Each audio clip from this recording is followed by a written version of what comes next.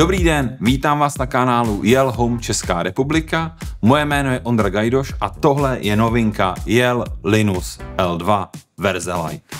Podíváme se na jeho hlavní funkce, představíme si funkci KeySense, srovnáme si ho i s jeho starším bráchou Linus L2, podíváme se na jeho výhody, případně na nějaká omezení.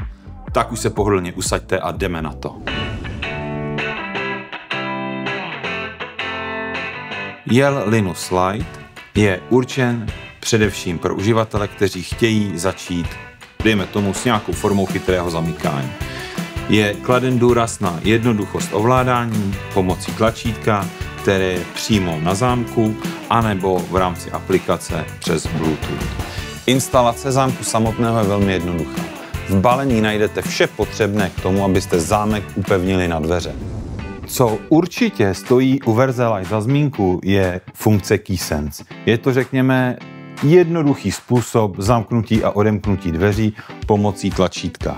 A teď se nelekejte. To, co vidíte, tak vidíte zevnitř svého bytu. To znamená, že to nefunguje tak, že kdokoliv přijde, zmáčkne tlačítko. To můžete jenom vy zevnitř. KeySense si poté naprogramujete jednoduše v mobilní aplikaci. A teď už si pojďme představit aplikaci, pojďme si zámek samotný nastavit, tak, jak může fungovat třeba právě u vás. Po spárování telefonu se zámkem máte k dispozici základní ovládání, to ve smyslu zamčeno nebo odemčeno.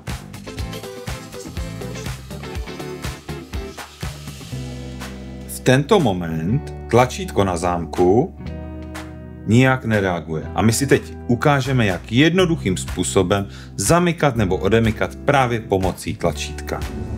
Přejdu do nastavení zámku, což je ikonka ozubeného kolečka vpravo nahoře. Zde si najdu kategorii ovládacích prvků zámku, kde je přímo funkce KeySense uvedena. Poté, co si ji rozkliknu, mám k dispozici možnost zatrhnout funkci okamžitého uzamčení nebo odemčení. Poté, co stisknu tlačítko zpět, je tato funkce aktivní a pomocí tlačítka mohu odemykat nebo zamykat zámek. V rámci nastavení zámku máte potom možnost nastavit si i automatizaci. V tomto případě můžete zvolit autozamknutí nebo autoodemknutí, případně můžete zvolit i režim soukromí, který přestane detekovat veškeré aktivity dveří. V momentě, kdy zvolíte autozamknutí, dochází k tomu, že po zavření dveří se zámek automaticky zamkne. Pokud máte autozamknutí povoleno, můžete si zvolit i to, za jakých podmínek se bude automaticky zamykat. Buď nastavením časovače, případně můžete vybrat i v reálném čase. To znamená od pondělí do pátku v uvedený čas.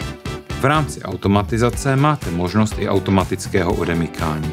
K tomu už je zapotřebí mít aktivní Bluetooth a sdílení polohy tak, aby při detekci zámku vašeho mobilního telefonu mohlo dojít k automatickému odemčení.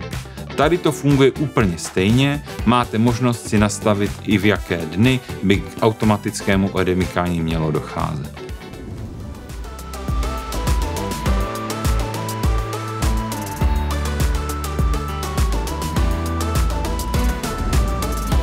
Než se pustíme do podrobného srovnání obou produktů, je podstatné si říct, že u verze Linus Lite nepřicházíte o ty nejdůležitější funkce, jako je výčet auditních událostí, možnost připojit Bluetooth klávesnici, případně nějaký NFC tag. Co se týče materiálu těla, je pro Linus Lite zvoleno plastové šasy. Pro Linus L2 je zvoleno šasy kovové. Na těle Linus Lite najdeme navíc i tlačítko KeySense. Co se týče baterie, je Linus Lite napájen tužkovými bateriemi typu CR. Ty jsou součástí balení. Co se týče Linusu L2, zde je zvolena nabíjecí Li-ion baterie. Deklarovaná výdrž baterie je pro Linus Lite 6 až 8 měsíců a pro Linus L2 9 až 12 měsíců. Další rozdíl je ve Wi-Fi. Pro Linus Lite je zapotřebí využívat Wi-Fi Bridge, a to především v případech, že potřebujeme nastavit jakoukoliv automatizaci. Co se týče Linus L2, tak zde je již Wi-Fi zabudovaná. Oba dva zámky jsou kompatibilní s Bluetooth K oběma zámkům je možnost využívat klávesnice, případně NFC tag nebo Yeldot. Co se týče instalace, instalují se oba dva zámky na cylindrickou vložku. Linus Lite má ale o něco jednodušší kalibraci. Co se týče ceny, je Linus Lite o něco levnější.